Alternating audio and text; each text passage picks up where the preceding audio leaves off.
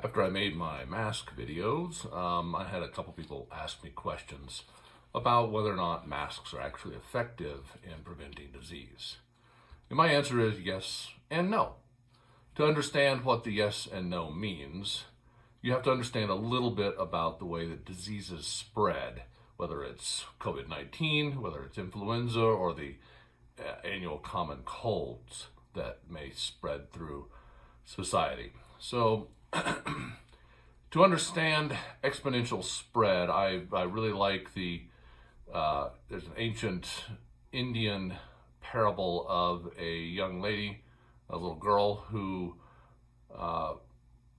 was walking through the town, and the Maharaja's elephant that was carrying rice to the Maharaja's storehouses had a leak in one of the baskets. So she got by the elephant and pulled her dress forward to catch the rice that was falling out of the basket, and she followed the elephant all the way to the Maharaja's storehouses, where she gave the rice to the guards there, and the guards took her before the Maharaja, who thanked her for collecting the rice and saving it so that it wasn't spread on the ground, and he offered her a reward.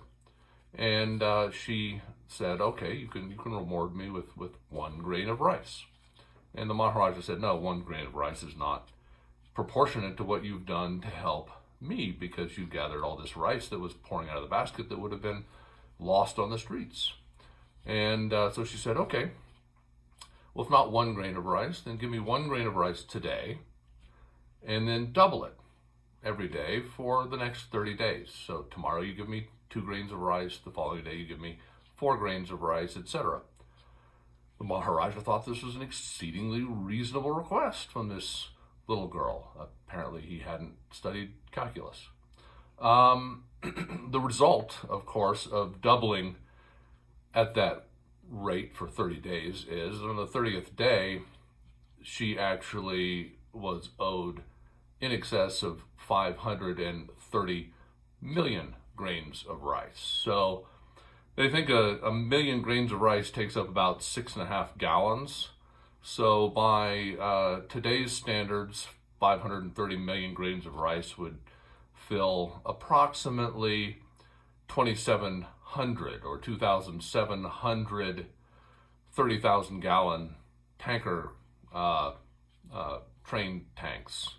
And that would be on the 30th day, of course. Now on the 29th day, she would have gotten about half that many, or about 1,300 train tanker cars worth of rice. And on the 28th day, she would have gotten about half that, or about 700 tanker cars full of rice. The point being that over the course of the 30 days, she was collecting well in excess of 1 billion grains of rice from the Maharaja with that agreement.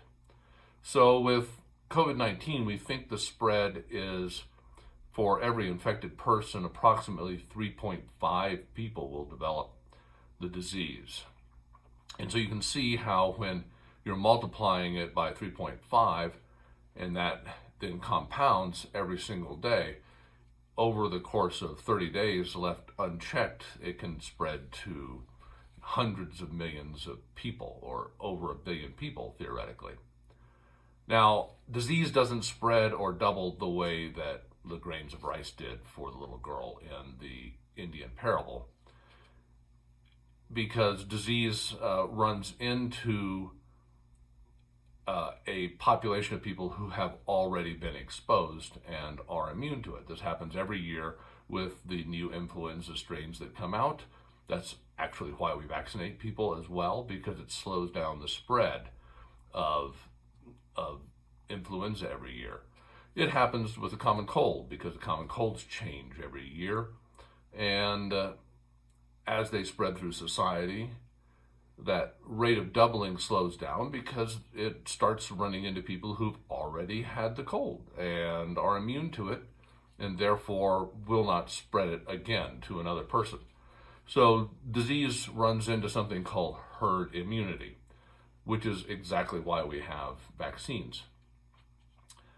And vaccines, again, for example, the influenza vaccine is only about 40 to 60% effective for any given individual.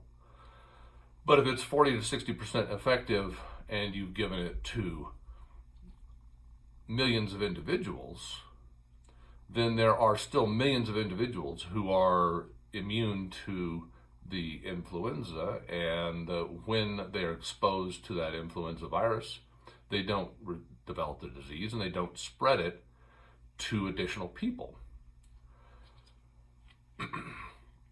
So the idea behind a mask is if you can slow down the spread between people, and they think between 20 and 50% by using masks. If I wear a mask and you wear a mask, then between us, we'll decrease the risk of spreading disease by 20 to 50%. So if you already have a rate of increase of 3.5, you can decrease that to, say, between 2.8 and 1.75 just by wearing masks. Now, if you combine that with social distancing and washing your hands, you can decrease the rate even more. The goal being to get to a rate that's at or below a 1-to-1, so that for every one person who's infected, they only transfer it to a maximum of one more person. And if you can do that, then the rate of spread is slowed. It's that flattening of the curve that they talk about all the time on the news, so that the same number of people may ultimately develop the infection, but it's spread out over a longer period of time, so that our medical facilities and our ICUs and the nursing staff don't become overwhelmed, and everybody who needs intensive care can receive it.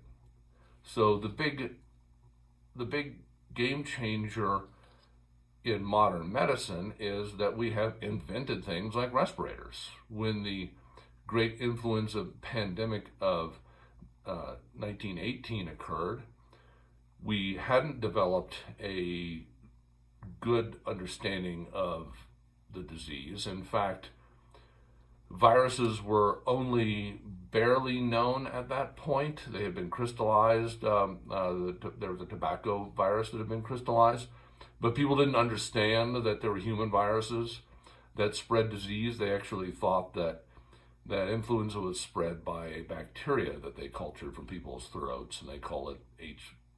Haemophilus influenza. It was not actually the cause of influenza. And we hadn't invented respirators because the first artificial respirator wasn't developed until 1928, 10 years after the advent of the great influenza pandemic of 1918. So with modern medicine, we have respirators, we have supportive care in order to reduce the risk of a tragic outcome for each patient. But that risk is only reduced if our medical system doesn't become overwhelmed, in which case we go back 100 years to basically 1918, where nobody gets any treatment. So the goal is to slow down the spread as much as possible, and masks may do that by between 20 and 50%. So masks are definitely a good idea to reduce the spread. I've been wearing them when I leave the house and when I see patients in my office for emergencies. Have a healthy COVID-19 season if possible.